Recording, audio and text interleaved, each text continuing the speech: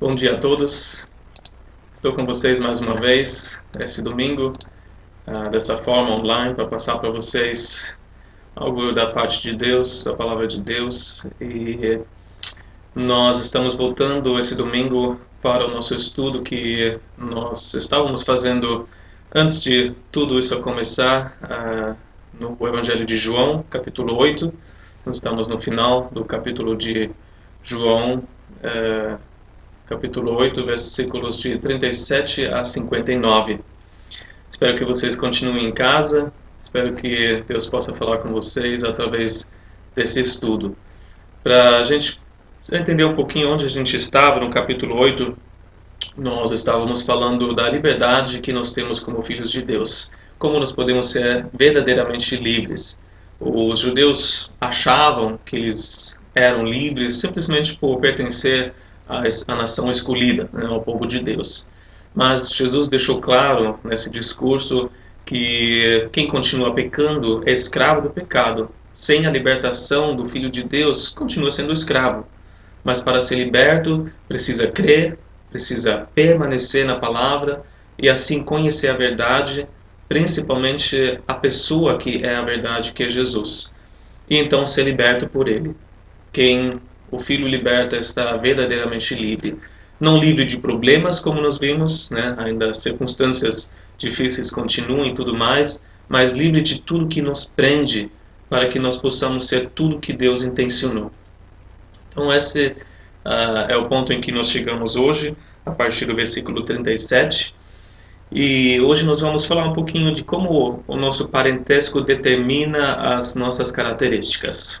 E o estudo tem o título Tal Pai, Tal Filho. Esse é o ditado que todo mundo conhece, tal pai, tal filho. Existem certas coisas que não dá para negar. Não dá para negar que nós somos filhos dos nossos pais. Temos certas características, não só físicas, né? Tem aquele nariz, aquela testa, mas também atitudes, reações que a gente tem no dia a dia. E você deve lembrar quando você era jovem, né, você falava, jamais eu quero ser assim, como o meu pai, como a minha mãe.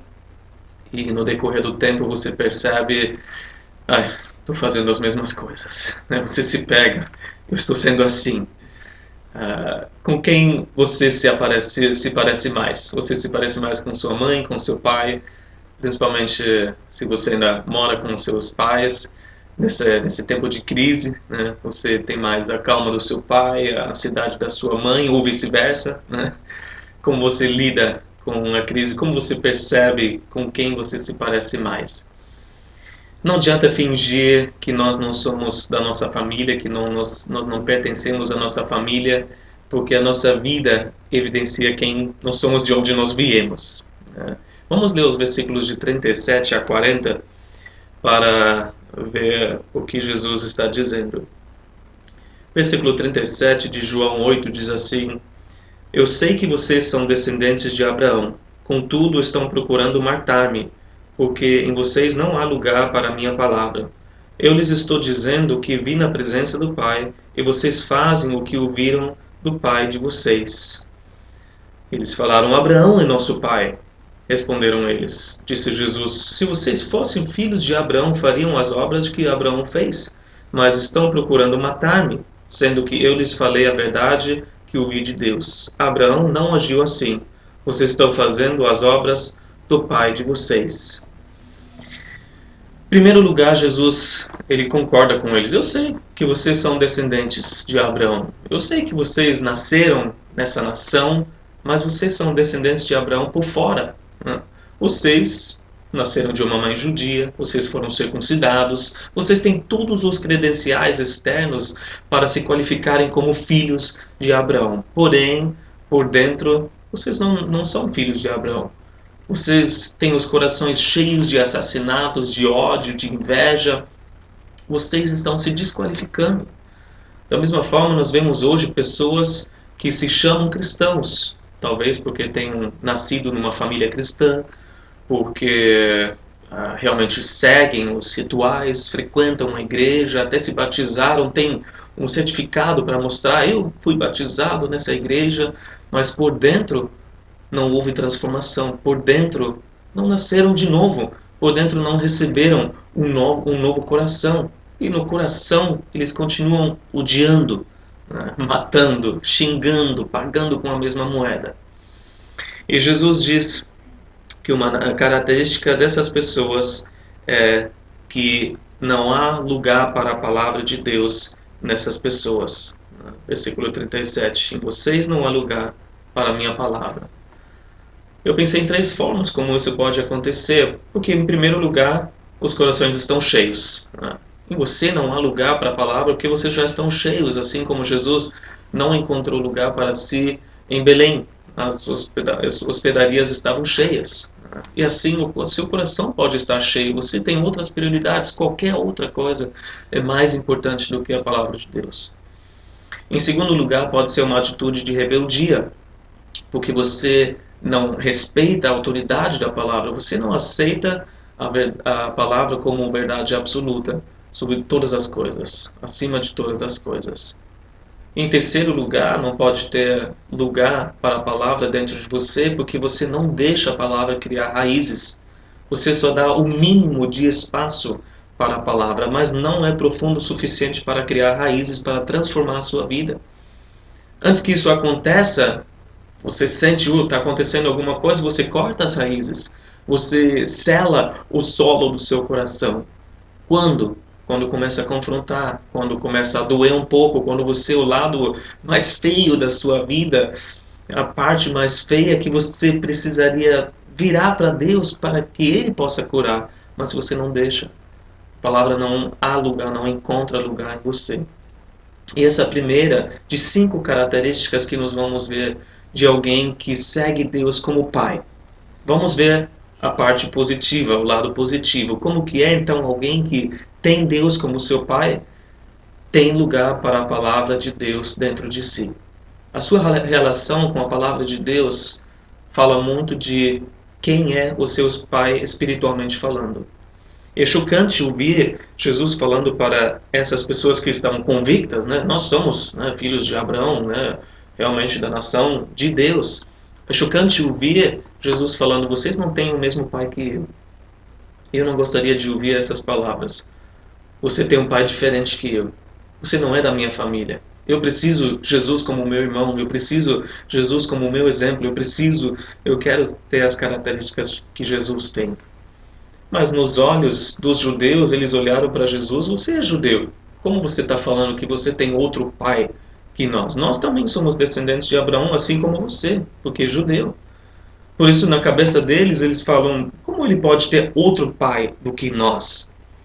E isso nos mostra a resposta deles no versículo 39. Abraão é nosso pai. Quem seria? Mas Jesus segue bem o ditado que nós falamos, tal pai, tal filho. Se vocês fossem mesmo os filhos de Abraão, vocês fariam suas obras. Vocês fariam as obras de Abraão. Jesus veio para falar a verdade da parte de Deus. E o que eles queriam fazer? Matar o mensageiro de Deus. Abraão, Jesus fala, não agiu assim. O que Abraão fez quando os mensageiros de Deus vieram para falar com ele? Em Gênesis 18 nos fala que 3 mensageiros vieram, um deles sendo o próprio Deus, o próprio Senhor. Cada vez que isso acontece no Antigo Testamento, quando Deus aparece em forma humana, é o nosso próprio Senhor Jesus, numa aparência antes da sua encarnação. Então Jesus apareceu a Abraão. O que ele fez? Como ele reagiu? Ele reagiu recebendo eles com grande hospitalidade. Como era comum na época, e muito mais. Ele curvou-se, ele lavou os pés, ele mandou fazer pão, trazer um novilho, eles comeram juntos, ele acompanhou eles. As obras de Abraão eram totalmente diferentes das obras deles. Também se você vê o coração de Abraão, a vida de Abraão, que é chamado de pai da fé. As suas obras mostraram a sua fé em Deus, a sua confiança em Deus. Tiago 2 fala isso, que ele creu no Senhor e isso lhe foi acreditado como justiça, Gênesis 15, 6, mas também as suas obras, a sua vida mostrou que ele tinha realmente essa fé. Por exemplo, quando ele estava pronto para sacrificar seu filho Isaac. Ele mostrou a sua fé. As obras eram diferentes do que as obras dos judeus naquele momento. Ele também era chamado de amigo de Deus. Uma intimidade com Deus. Ele podia dizer: Deus é meu amigo. Ele tinha total certeza que Deus também falaria a mesma coisa: Abraão é meu amigo. Eu estou com ele, eu amo ele, nós estamos juntos em qualquer situação, em qualquer dificuldade. Tanto que Deus falou em Gênesis 18, 17: eu esconderei de Abraão o que eu estou para fazer, falando do julgamento de Sodoma e Gomorra. Eu não posso esconder nada do meu amigo. E Abraão, por outro lado, como amigo de Deus, tinha total confiança e ousadia para se aproximar de Deus em qualquer momento, para falar sobre qualquer coisa. Em Gênesis 18, nós vemos a intimidade e a ousadia de que ele tinha para interceder pelos justos de Sodoma. Quem poderia falar com Deus, senão um amigo, falando dessa forma: Deus, você não vai poupar os justos lá em Sodoma? Se tiver 50, você não vai poupar a cidade toda por causa deles? E se tiver 45, e 30, e 20, ou 10, só 10? A gente sabe que não tinha nem 10 na cidade, mas a gente vê a intimidade de amigo que Abraão tinha. Resumindo, nós vemos mais 3 características de uma pessoa que segue Deus como Pai. Nós falamos, em primeiro lugar, há lugar para a palavra dentro dessa pessoa. Em segundo lugar, essa pessoa recebe os mensageiros de Deus com grande prazer.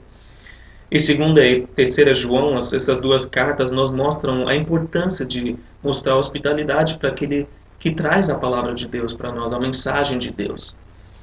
Em terceiro lugar, então, quem tem fé viva que se mostra através das obras. Uma pessoa assim realmente é filho de Deus, tem Deus como seu Pai. Em quarto lugar, essa pessoa vive e cultiva uma amizade com Deus. Se a gente pensa em Jesus falando essas palavras hoje, como seria?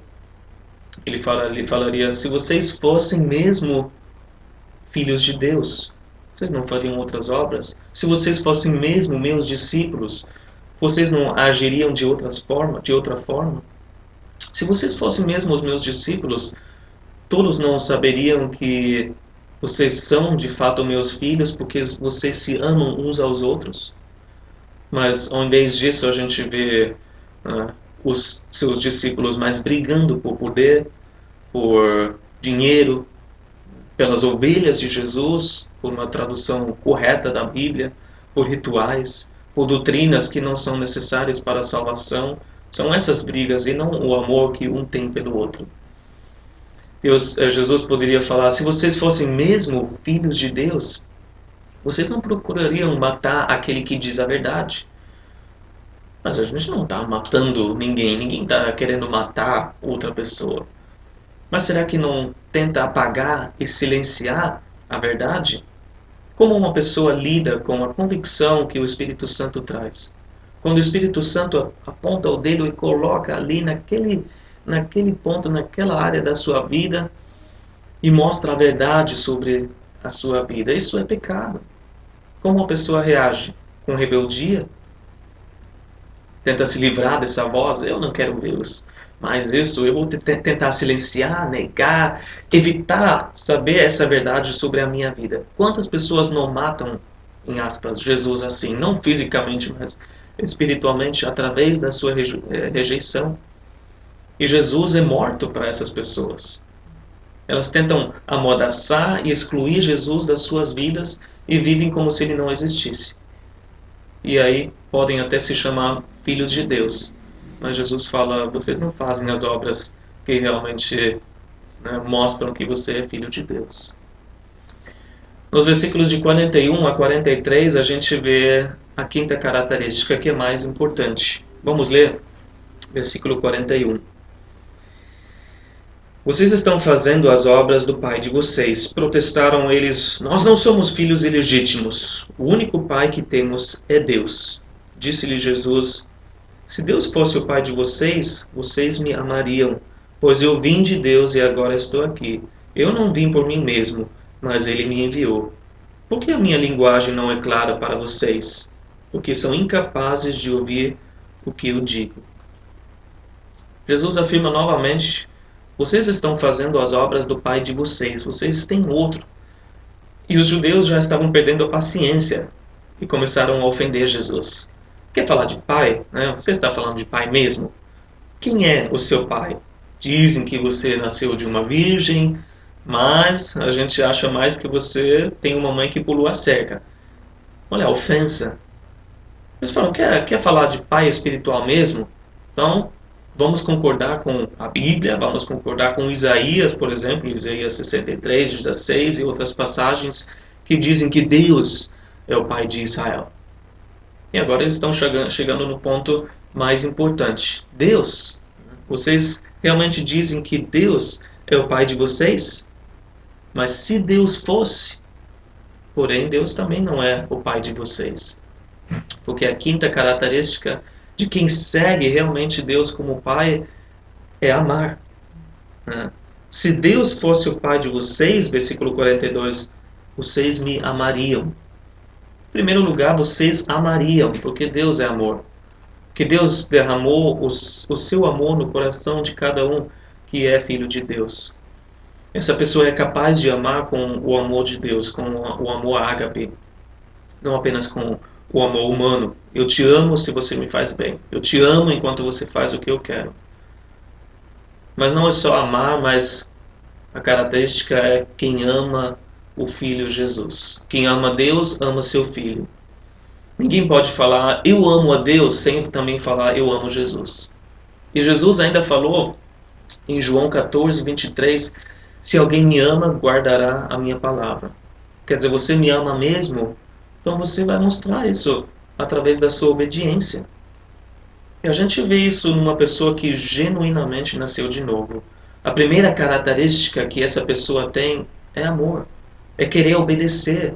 É a primeira mudança na vida dessa pessoa. Eu estou cheio de amor, eu quero amar, quero expressar esse amor por meu Salvador. Eterna gratidão por aquilo que Jesus fez. Mas também eu quero expressar o meu amor agora às pessoas ao meu redor. E até estender amor para aquele que me ofendeu, para aquele que me perseguiu, para aquele que me odeia. Esse é o amor ágape.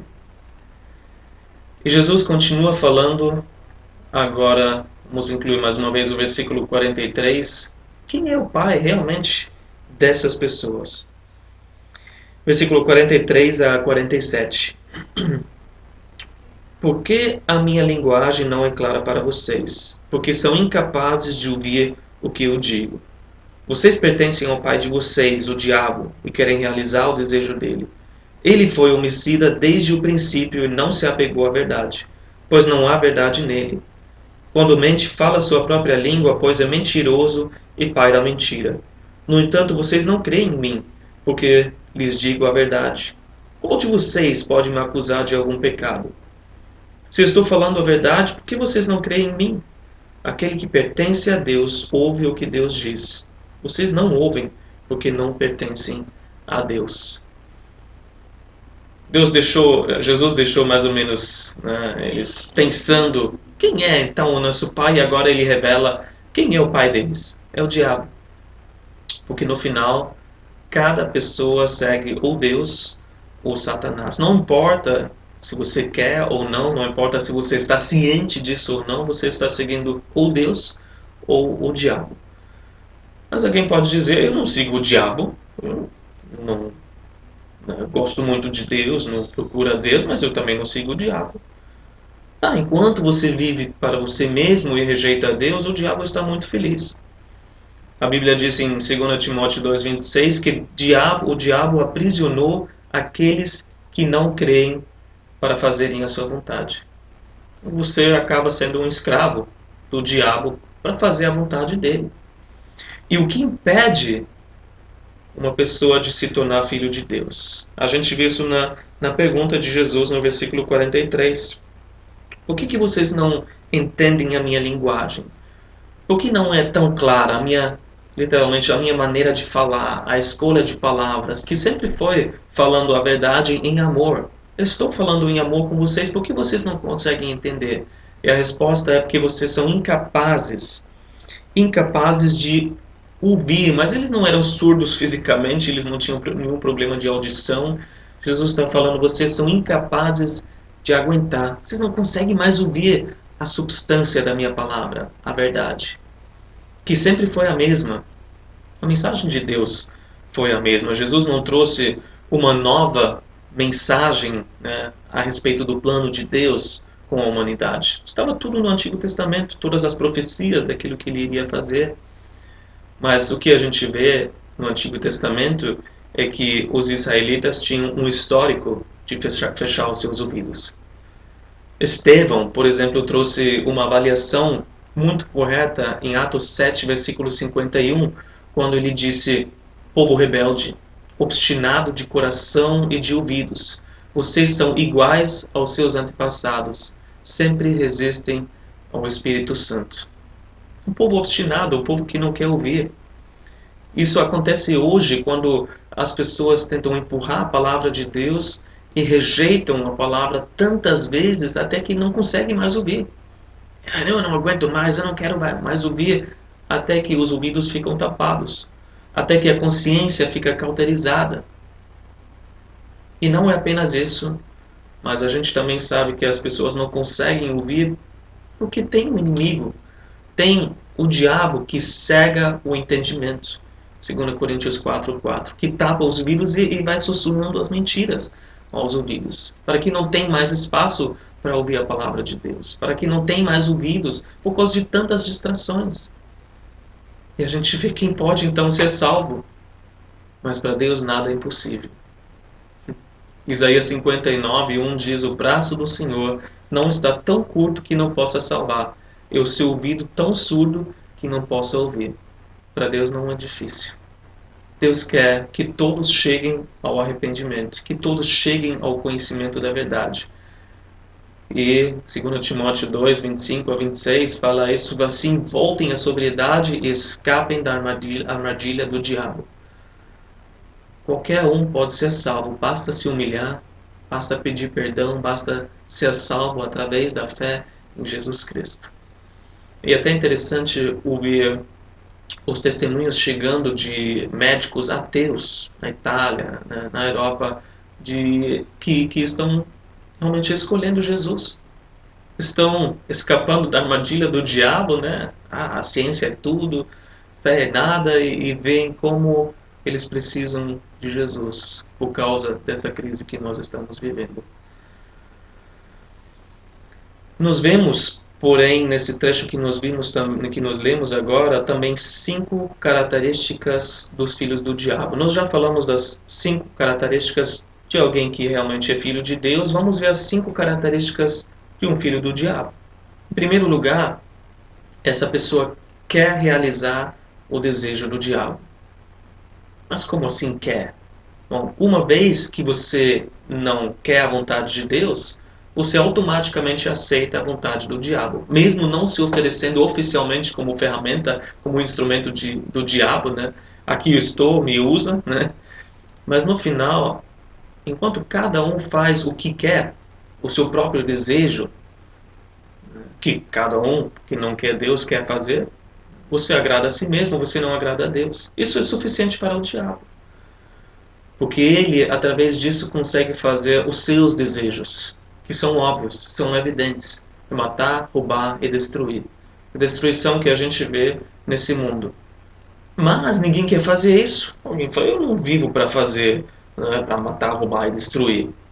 Porém, se todo mundo continua fazendo o que deseja, os seus próprios desejos, acaba colaborando com o grande plano de Satanás, acaba colaborando com o reino do diabo.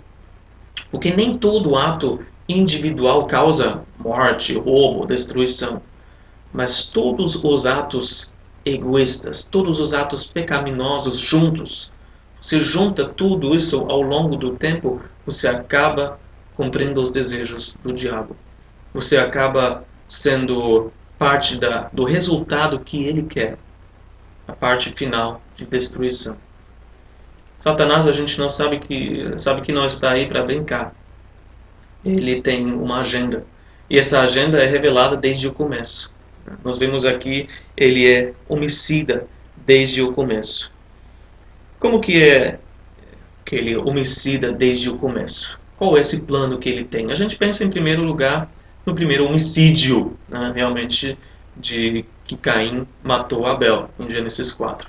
Com certeza, Satanás estava por trás, influenciando Caim, né, com suas mentiras, também revelando o seu plano de querer matar o Messias, né, de impedir a vinda do Messias desde o começo, porque a grande expectativa no começo era que o primeiro filho, o primogênito de Adão e Eva, fosse o Messias. Então, Satanás pensou, vou matar esse, acabou o meu problema, por causa das profecias que tinham que a cabeça dele seria esmagada. Mas a gente também precisa pensar naquilo que aconteceu antes disso, que no final foi Satanás parte responsável para trazer a morte para o mundo por causa do pecado. Foi Satanás que se aproximou de Eva, que mentiu para ela, que falou, certamente vocês não morrerão ao comer o fruto dessa árvore. E Adão e Eva pecaram, né? Não foi Satanás que pecou, não, foi por causa da vontade deles, do desejo deles, da desobediência deles, mas a morte entrou no mundo também por causa da tentação de Satanás. E essa também é a segunda característica dos filhos do diabo. Eles mentem. Eles mentem. A gente fala isso para os nossos filhos, né? Ou não mente porque o pai da mentira é o diabo. E a gente vê aqui que, ao invés de se apegar à verdade, ele se rebelou contra a verdade. Não há verdade nenhuma nele. Ele é o oposto de Deus nessa essência. Deus é a verdade, Satanás é a mentira. Deus é a luz, Satanás é trevas. Uma pequena observação só, que às vezes isso é um pouco confuso na cabeça de muitos cristãos. Satanás não é o oposto de Deus em seu ser, em quem ele é. Deus é eterno, não criado. Satanás é criado, né? Não é eterno, é um anjo, né? Ele teve um começo. O oposto do diabo seria o anjo Miguel, que no final a gente vai ver os dois lutando também. Bom, fechando parênteses, o que Satanás tem para oferecer? Apenas mentiras. Ele é a fonte da mentira, ele é o pai da mentira. A gente não pode esperar outra coisa. Ele é o maior enganador e infelizmente muitos caem no seu engano. Quando ele usa bastante verdade, que ele conhece a verdade também, e mistura com as suas mentiras. O que isso faz? Não faz uma meia-verdade. Um pouquinho de mentira faz de tudo 100% mentira. E os seus filhos falam a sua própria língua. Mentem da mesma forma. Mesmo mentiras brancas, mesmo meia-verdades. E os seus filhos acabam presos nas redes de mentiras que eles mesmos tecem. Acabam até acreditando nas suas próprias mentiras. Isso é o pior ponto que tem, porque enganam a si mesmo. Se nós pensamos em nós como cristãos, o que nós devemos acreditar? A verdade de Deus ou as mentiras do diabo? E isso é tão sutil, porque as mentiras de Satanás são sutis, que muitos cristãos acabam acreditando. Por quê? Porque no fundo tem um pouquinho de dúvida. Duvidam a bondade de Deus. Esse foi o mesmo problema de Adão e Eva. Estavam duvidando. Será que Deus não quer nos privar de algum prazer, de algo bom, em falar que nós não devemos comer dessa fruta, dessa árvore, desse fruto? Será que Deus não quer tirar alguma coisa, uma experiência boa de nós? Essa foi a dúvida da bondade de Deus. Quais as mentiras que nós acabamos acreditando muitas vezes? E hoje é tão importante checar fake news. Você vai verificar se isso realmente é algo que aconteceu ou não. Tem vídeos, né, que você recebe que aconteceu isso e aquilo, e de repente você vê, não, isso é de 2013, né, isso aconteceu anos atrás, não é de agora. E até tantas informações que a gente recebe sobre o coronavírus, nem tudo é a verdade. Então você vai verificar em fontes, né, que você acredita na internet, por exemplo, ou fontes, né, verídicos, se isso é realmente fake news ou não. Se a gente recebe qualquer coisa, precisa passar pelo filtro da palavra de Deus, pelo good news, né, pelas boas novas, para realmente detectar os fake news. Quais são as boas novas? Jesus morreu por mim. Jesus fez o que eu jamais poderia fazer para mim mesmo. E pela fé nele eu sou salvo. Ponto final. Por que ainda tento salvar a mim mesmo então? Porque ainda tento agradar a Deus, ganhar alguns pontos extras, né? Através das minhas obras, através daquilo que eu falo, ou que eu faço. A gente precisa trocar as mentiras do diabo pela verdade. Tirar os fake news e colocar as boas novas, good news, dentro de nós. Ler a palavra, orar a palavra, estudar a palavra, conversar com alguém sobre a palavra até que faça parte de nós. Tem mais 3 características dos filhos do diabo que nós vemos nos últimos versículos que nós vemos aqui, versículo 45, 46 e 47. A terceira característica dos filhos do diabo é que não creem, porque preferem acreditar na mentira do diabo em vez da verdade. A quarta característica dos filhos do diabo é que rejeitam deliberadamente Jesus, apesar das evidências. Alguém poderia acusar Jesus de algum pecado? Ele perguntou, alguém pode? E silêncio, ninguém podia achar nada em Jesus que iria desqualificar ele de sua vida toda. Apesar de ter que concordar com Jesus, mesmo assim eles escolheram rejeitá-lo. Mas se Jesus está falando a verdade, a gente percebe isso, você não acha nada errado em Jesus. Você pode falar um monte de coisa errada dos seus filhos, mas em Jesus você não acha nada. E se Jesus está falando a verdade, por que você não crê ainda? Será que não é por causa do orgulho de cada um? Esse orgulho que diz, eu não vou admitir que eu sou pecador, eu não vou admitir que eu preciso de um Salvador.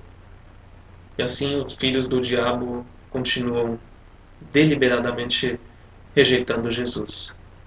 E a quinta característica, nós lemos no versículo 47, de pertencer. Quinta característica dos filhos do diabo, não pertencem a Deus. Isso é a pior característica. Não são da família de Deus. E quer dizer, então, que não tem acesso a nenhum benefício de filho de Deus. Não tem acesso ao consolo que nós temos. A proteção, a provisão, a comunhão, a satisfação, a vida eterna com Deus. Porque no final é isso que Jesus trouxe para nós. Vamos ler no versículo 48 a 51. Os judeus lhe responderam, não estamos certos em dizer que você é samaritano e está endemoniado? Disse Jesus, não estou endemoniado. Ao contrário, honro o meu Pai e vocês me desonram. Não estou buscando glória para mim mesmo, mas a quem a busque e julgue. Asseguro-lhes que, se alguém obedecer a minha palavra, jamais verá a morte. É isso que Jesus veio trazer. Se você permanece, se você obedece à palavra de Jesus, jamais verá a morte. Mas antes a gente vê uma resposta típica de alguém que está sendo confrontado com um problema espiritual. Principalmente uma pessoa legalista. O que faz? Não está recebendo nada, mas ataca de volta, xinga, né? Você é um samaritano, que era o povo misto, né? Um povo desprezado pelos judeus. Tinha uma religião falsa, né? Misturada com outras coisas. Você é um samaritano falando besteira, né? Em outras palavras. Um endemoniado. Você que é o diabo. Nós não somos filhos do diabo, não. Mas Jesus nos mostra como a gente também deve reagir. Jesus não se exaltou e falou, eu sou sim o Filho de Deus, né? Não, ele deu o exemplo, ele deixou o seu pai cuidar disso. É o pai que convence da verdade, é o pai que julga no final, então, pai, resolve para mim, eu não vou me exaltar, não vou me gloriar nisso. Mas ao mesmo tempo Jesus não para de falar a verdade sobre quem ele é, o que ele pode fazer. Ele dá essa promessa. Quem A quem crê, né, e guarda a minha palavra, obedece a minha palavra, jamais verá a morte. Isso deu um nó na cabeça dessas pessoas, como a gente vai ver. Mas o que Jesus estava falando? Quem guarda a sua palavra e obedece não vai morrer? Vai sim, né? Todos nós, se Jesus não voltar antes para nos arrebatar, nós vamos passar por essa experiência também, nós vamos morrer, mas nós não veremos a morte eterna. Todo cristão vai morrer a primeira morte física, mas não vai enfrentar a segunda morte, que é a morte espiritual para toda a eternidade. É isso que Jesus está prometendo. E a reação dos judeus, como eu falei para vocês, versículos 52 a 56, nos diz: diante disso, os judeus exclamaram: agora sabemos que você está endemoniado. Abraão morreu, bem como os profetas, mas você diz que se alguém obedecer a sua palavra, nunca experimentará a morte? Você é maior do que o nosso pai Abraão? Ele morreu, bem como os profetas. Quem você pensa que é? Respondeu Jesus: se glorifico a mim mesmo, a minha glória nada significa. Meu Pai, que vocês dizem ser o seu Deus, é quem me glorifica. Vocês não o conhecem, mas eu o conheço. Se eu dissesse que eu não o conheço, seria mentiroso como vocês. Mas eu de fato o conheço e obedeço a sua palavra. Abraão, o pai de vocês, regozijou-se porque veria o meu dia. Ele o viu e alegrou-se. Os judeus ficaram chocados, né? Deve ser um lunático, um endemoniado mesmo, porque contrário a tudo que a gente sabe. O nosso pai Abraão, os grandes profetas, todos morreram. Então eles chegam na pergunta: quem você pensa que é? Quem você acha que é para falar essas coisas? E exatamente essa questão que Jesus queria que eles chegassem, né? Mas o que ele faz? Ele não bata no peito, né, declarando: eu sou um Messias sim, mas espera o momento escolhido pelo Pai. É o Pai que vai me glorificar. Quando foi isso? Através do maior sinal de todos os tempos, que a gente vai comemorar mês que vem, 12 de abril, a ressurreição de Jesus. Jesus foi glorificado através da ressurreição. Ele teve que esperar esse momento. Ele teve que esperar ser humilhado para ser exaltado. Isso que os filhos do diabo jamais vão entender. E jamais vão conseguir seguir esse exemplo, o exemplo que nós devemos seguir de Jesus, de se humilhar para ser exaltado. Esse é o caminho que Jesus andou e o que nós devemos andar também. Eu quero ler mais uma vez o versículo 56 e nós vamos ler até o final para ver a declaração final que Jesus dá. Abraão, pai de vocês, regozijou-se porque viria o meio-dia. Ele o viu e alegrou-se, disseram-lhe os judeus. Você ainda não tem 50 anos e viu Abraão? Respondeu Jesus: eu lhes afirmo que antes de Abraão nascer, eu sou. Então eles apanharam pedras para apedrejá-lo, mas Jesus escondeu-se e saiu do templo. Jesus falou: sim, eu sou maior que Abraão. Aliás, Abraão viu o meu dia e se alegrou. Ele sabia que eu estava por vir e se alegrou. O próprio Abraão, o seu pai, né, como vocês dizem, reconheceu que eu sou maior. Isso nos mostra o quê? Que os santos do Antigo Testamento não estavam cegos, né, numa escuridão total, não sabendo de nada, mas Deus dava vislumbres do Messias. Sabiam que eles deveriam crer no Salvador que estava por vir. Uma fé grande, né? Porque para nós é muito mais fácil desse lado da cruz olhar para trás para aquilo que já aconteceu e crer. E mesmo assim muitos não creem, apesar que já tenha acontecido. Você pode procurar as evidências na história, nos históricos, né? Nos historiadores falando. Era muito mais difícil crer para aquele que nem viu os dias de Jesus acontecer nessa terra. Mas isso estava além do entendimento dos judeus. Eles falam: você não tem nem 50 anos, você não tem maturidade, você não tem nem a idade de um levita maduro, porque essa era a idade de um levita se aposentar. Você está falando bobagem. Mas Jesus não para aí, ele topa a sua declaração e fala: bom, não apenas Abraão me viu, nos dias de Abraão, ele já sabia que eu viria, mas ele fala, antes de Abraão nascer, eu sou. Eu sou.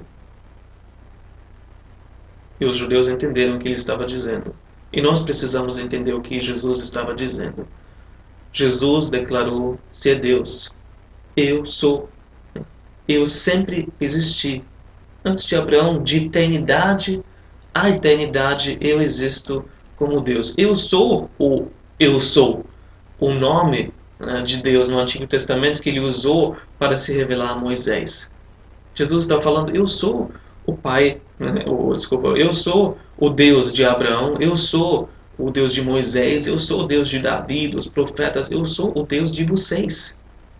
E os judeus realmente entenderam que ele estava se igualando a Deus, porque eles pegaram pedras para, né, apedrejá-lo ali nessa mesma hora por causa da blasfêmia. Porque realmente seria uma blasfêmia se um homem qualquer, um homem comum, tivesse falado isso. Mas Jesus não é um homem comum. Jesus realmente é Deus que poderia falar essas palavras. E nós terminamos com esse pensamento, como é bom lembrar quem Jesus é em tempos de crise. Que Jesus é Deus. Que Jesus é aquele que criou os céus e a terra. Que Jesus é aquele que sempre existiu.